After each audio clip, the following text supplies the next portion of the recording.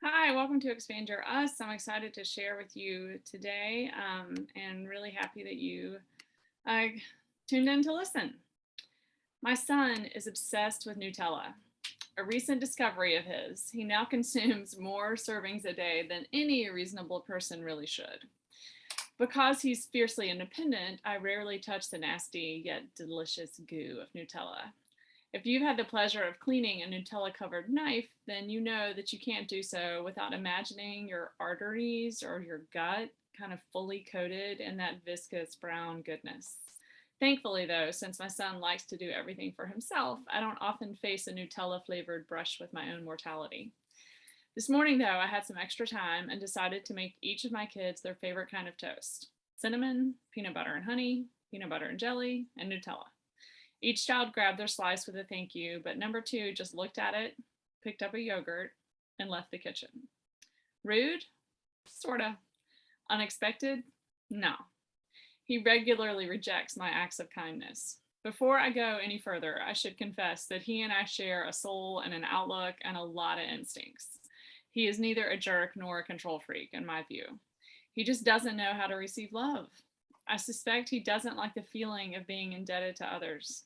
He finds tenderness too much, and sometimes a connection of gratitude just requires more than he has to give.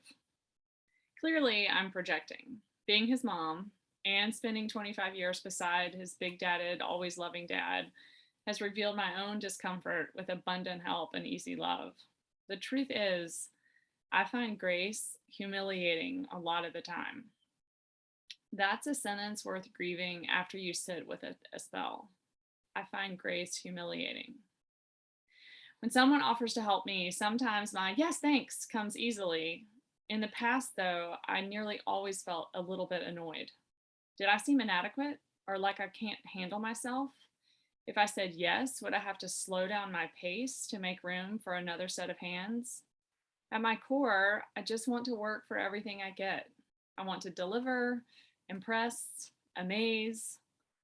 Other times I refuse help because I know I'm barely hanging on and I can't be efficient and nice at the same time. It's easier to appear so self sufficient that people don't offer. This leads to isolation, to lonely power, and to assumptions of obsessive control. This, to be clear, is a horrible way to live. But 43 years has also taught me that it's impossible. I need help constantly, and I fall short all the time. I depend on the kindness and generosity and forgiveness of my maker and strangers and my housemates every single day.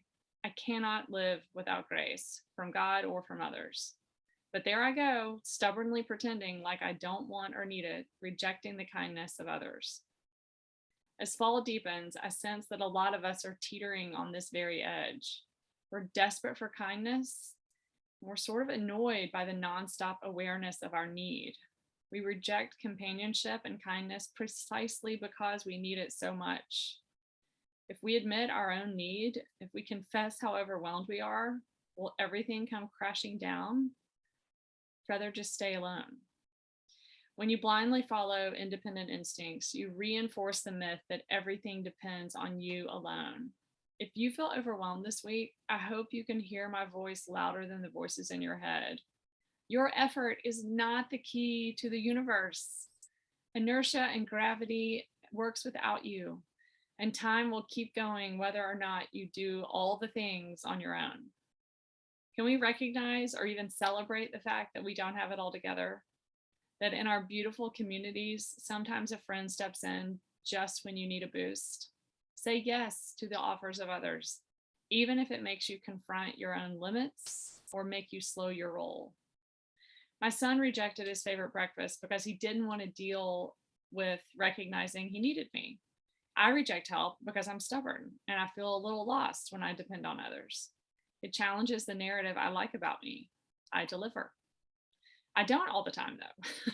Whether it's COVID or teaching or binaries or blatant inequity or public grieving, my capacities feel diminished. Languishing comes to mind. That new word, languishing. We are, aren't we? We're not quite depressed, not quite shut down, but we certainly feel isolated, awkward, and worn out from the everyday effort of showing up for our lives. If you resonate with the stubborn rejection of generous help, then I invite you to join me in acknowledging that you weren't made for and are not capable of living independently. You need help, and so do I.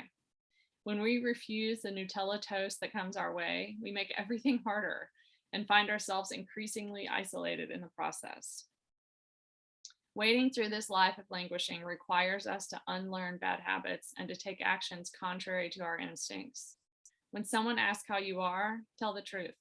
If you are not well, or if you have no idea how you are, then say so.